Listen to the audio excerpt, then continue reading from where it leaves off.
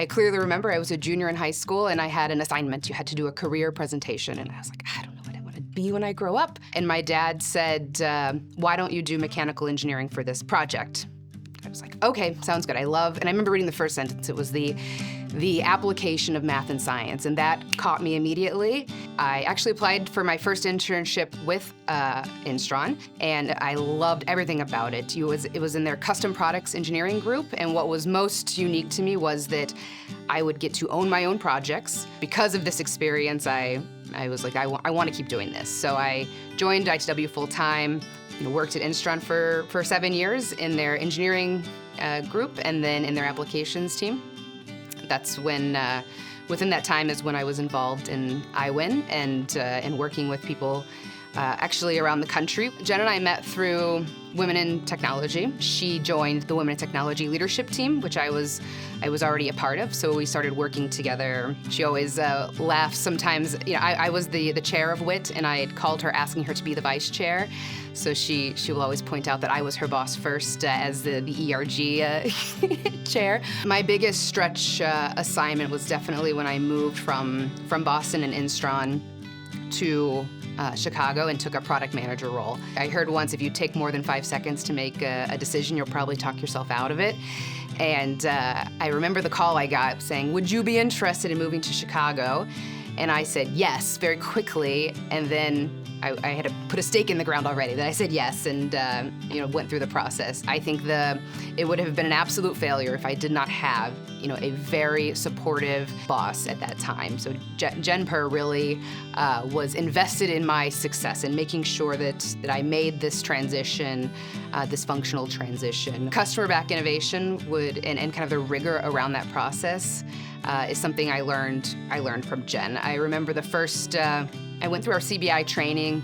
In the classroom, everything makes sense. Yes, of course, don't ask leading questions. This is the order that you should ask things in. This is what your questionnaire should look like. When you get to practice, writing a questionnaire that's going to be effective and get you the answers that you need is not so easy. I remember the first couple of questionnaires I wrote, I felt pretty good about them. I sent them over to her. Her directness, she's like, these are all the changes you need to make. And she was invested in making sure that I understood what good looked like and making sure that I would be able to do this on my own. I think one of the things that surprised me when I came into my product manager role and really learned not only from the classroom, the CBI process, but in the field with steel-toed boots and a hard hat, is how much rigor is in the process, how much data is in the process, and that it is not, my perception, which was that it was kind of a little bit of a finger in the wind, like this looks good, let's go. It's not that at all. So one of the projects I got to work on when I was with the Global Tool Unit was Paslow's first cordless coil nailer.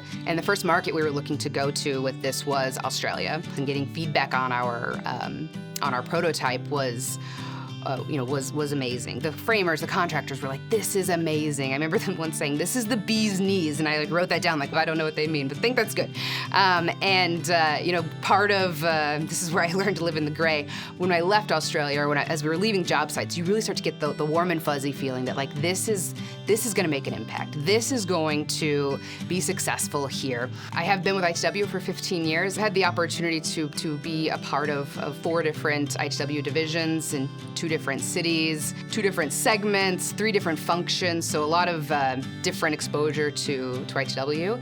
And one thing that has made each move, while sometimes scary or a big jump for me, the consistency of our culture is a very strong thread throughout. So I've always felt when I join a new company at ITW that I'm able to quickly fit in. I have a foundation of what ITW is about, and I've always felt very supported, and it's why I stay.